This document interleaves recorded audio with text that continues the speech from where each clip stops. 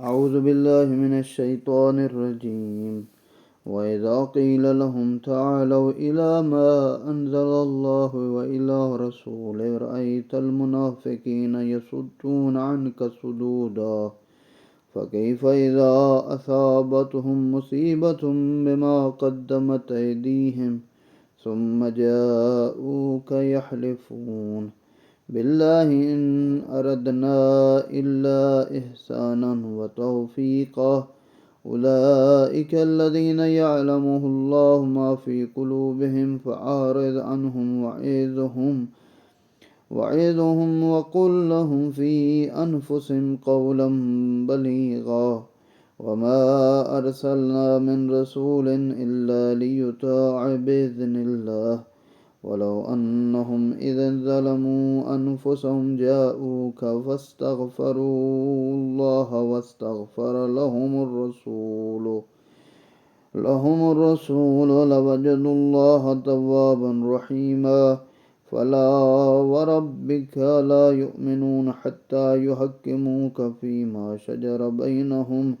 ثم لا يجدوا في أنفسهم حرجا مما قضيت ويسلموا تسليما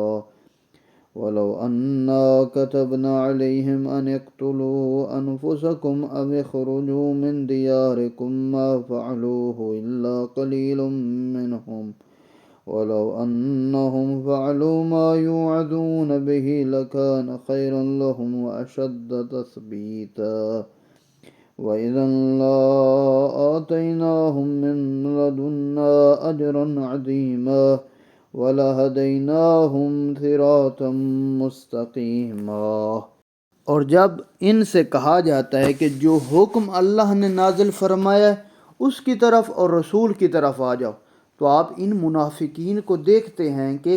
آپ کی طرف آنے سے کتراتے ہوئے ٹال مٹول کرتے ہیں، کہتے ہیں ہم نہیں آتے آپ کے پاس۔ پھر ان کا کیا حال ہوگا جب ان پر اپنے ہاتھوں کی لائی ہوئی مصیبت آ پڑے گی، پھر وہ آپ کے پاس اللہ کی قسمیں کھاتے آئیں گے اور کہیں گے قسم بخدا ہم تو خیر خواہ تھے اور باہمی تفاوق چاہتے تھے۔ یہ وہ لوگ ہیں جن کے بارے میں اللہ جانتا ہے کہ ان کے دلوں میں کیا ہے۔ آپ انہیں خاطر میں نہ لائیے اور انہیں نصیحت کیجیے اور ان کے بارے میں ایسی باتیں کیجیے جو مؤثر ہوں، یعنی لوگوں کو بتائیے یہ منافق ہیں، اگر نام نہ بھی لیں تو ان کی نشاندہی کریں کہ جو لوگ یہ کام کرتے ہیں ان سے بچیں۔ اور ہم نے جو بھی رسول بھیجا اس لیے بھیجا ہے کہ باذن خدا اس کی اطاعت کی جائے، اور جب یہ لوگ اپنے آپ پر ظلم کر بیٹھتے تھے تو اگر آپ کی خدمت میں حاضر ہو کر اللہ سے معافی مانگتے اور رسول سے بھی ان کے لیے مغفرت کی دعا کرتے تو وہ اللہ کو توبہ قبول کرنے والا اور رحم کرنے والا پاتے۔ اے رسول تمہارے رب کی قسم یہ لوگ اس وقت تک مومن نہیں ہو سکتے جب تک اپنے باہمی تنازعات میں آپ کو منصف نہ مانیں، پھر آپ کے فیصلے پر ان کے دلوں میں کوئی رنجش بھی نہ آئے بلکہ وہ اسے بے خوشی تسلیم کر لیں۔ اللہ نے کہا یعنی یہ جو منافق ہیں، ٹھیک ہے، اگر یہ لوگ اختلاف کرتے ہیں یا کوئی مسلمان اختلاف کرتا ہے تو اللہ نے کہا اگر یہ اختلاف کرنے کے بعد آپ کے پاس آتے ہیں اور آپ کا فیصلہ قبول کرتے ہیں اور ان کے دل بھی اس پر راضی ہو جاتے ہیں، اور اگر ہم ان پر اپنے آپ کو ہلاک کرنا اور اپنے گھروں کو خیر بات کہنا واجب قرار دیتے تھے تو ان میں سے کم لوگ ہی ہوتے جو اس پر عمل کرتے، حالانکہ اگر یہ لوگ انہیں کی جانے والی نصیحتوں پر عمل کرتے تو یہ ان کے حق میں بہتر اور ثابت قدمی کا موجب ہوتا، اور اس صورت میں ہم انہیں اپنی طرف سے اجر عظیم عطا کرتے اور ہم انہیں سیدھے راستے کی بھی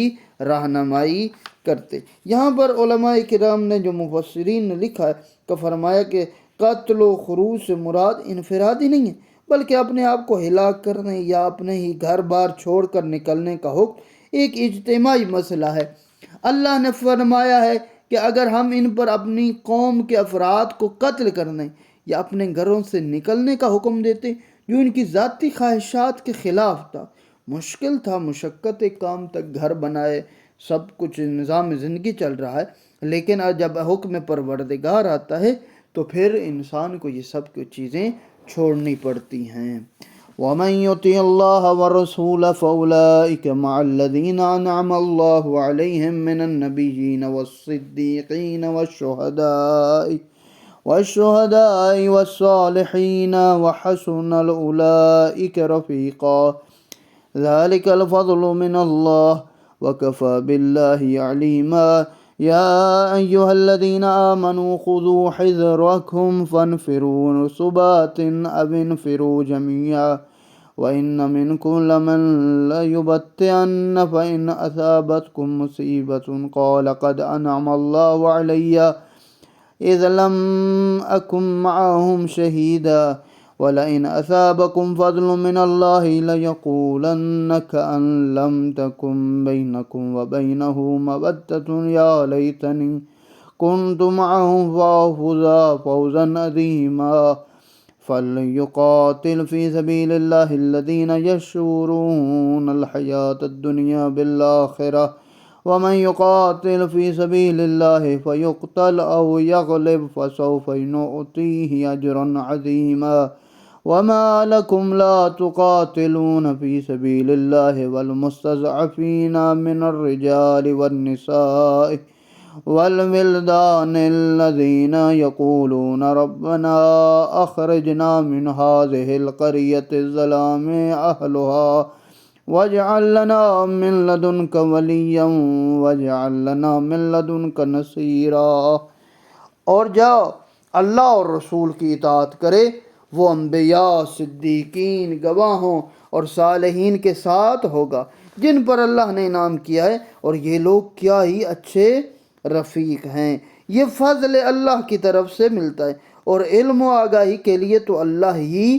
کافی ہے۔ اے ایمان والو، اپنے بچاؤ کا سامان اٹھا لو، پھر دستہ دستہ یہ سب مل کر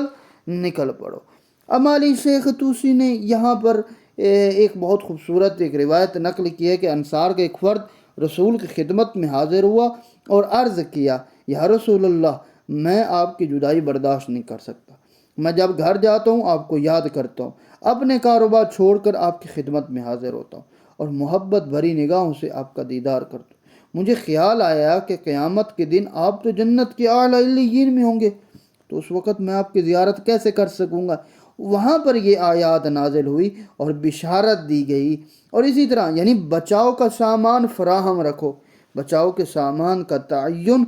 دشمن کی طاقت سے ہو جاتا ہے۔ دشمن کے پاس جس طرح جنگی ساز و سامان ہے، اسی طرح کا اپنے ساتھ سامان لے کر چلیں۔ البتہ تم میں کوئی ایسا بھی ہے جو جہاد سے ضرور کتراتا ہے، پھر اگر تم پر کوئی مصیبت آ پڑے تو کہتا ہے، اللہ نے مجھ پر خاص فضل کیا کہ میں ان لوگوں کے ساتھ حاضر نہ تھا۔ اور اگر تم پر اللہ کی طرف سے فضل ہو جائے تو وہ اس طرح کہ گویا تم میں اور اس میں کوئی دوستی نہ تھی، ضرور کہے گا، کاش میں بھی ان کے ساتھ ہوتا تو میں بھی بڑی کامیابی حاصل کرتا۔ یعنی جو منافق ہوتا ہے، جو بندے جہاد سے بھاگتا ہے، جو بندے کا ایمان کمزور ہوتا ہے اور اپنی جان بچانا چاہتا ہے، اگر کوئی سامنے والے مسلمان کو شکست ہوئی تو وہ کہے گا کہ میں کتنا اچھا ہوا کہ میں حاضر نہیں ہوا، یہ دیکھو ان پر مصیبت آ گئی ہے۔ اگر وہ فتح یاب ہو جاتے ہیں پھر ایسے حسرت کرتا ہے، کاش میں ان کے ساتھ چلا جاتا اور یہ فتح و نصرت میرے حق میں بھی ہو جاتی۔ پھر اللہ نے فرمایا، اب ان لوگوں کو اللہ کی راہ میں لڑنا چاہیے جو اپنی دنیاوی زندگی کو آخرت کی زندگی کے بدلے فروخت کرتے ہیں، اور جو راہ خدا میں لڑتا ہے وہ مارا جائے یا غالب آئے، دونوں صورتوں میں ہم اسے عنقریب اجر عظیم دیں گے۔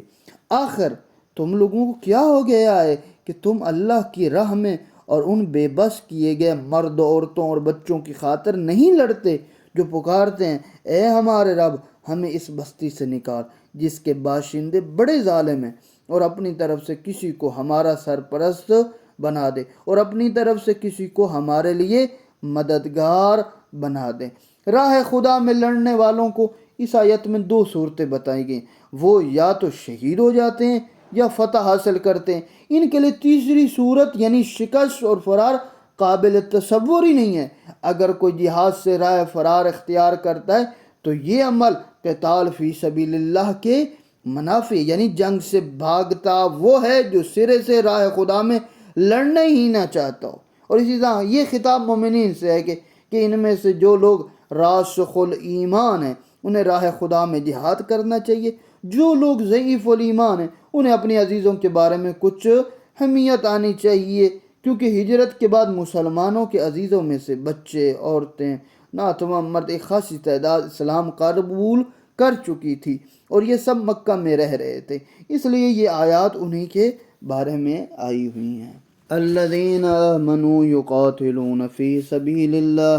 والذین کفروا یقاتلون فی سبیل الطاغوت فقاتلوا اولیاء الشیطان ان کید الشیطان کان ضعیفا ألم تر إلى الذين قيل لهم كفوا أيديكم وأقيموا الصلاة وآتوا الزكاة فلما كتب عليهم القتال إذا فريق منهم يخشون الناس كخشية الله أو أشد خشية وقالوا ربنا لما كتبت علينا القتال لولا أخرتنا إلى أجل قريب قل متاع الدنيا قليل والآخرة خير لمن اتقى ولا تظلمون فتيلا أينما تكونوا يدرككم الموت ولو كنتم في بروج مشيدة وإن تصبهم حسنة يقولوا هذه من عند الله وإن تصبهم سيئة يقولوا هذه من عندك قل كل من عند الله فما لهؤلاء القوم لا يكادون يفقهون حديثا ما أصابك من حسنة فمن الله وما أصابك من سيئة فمن نفسك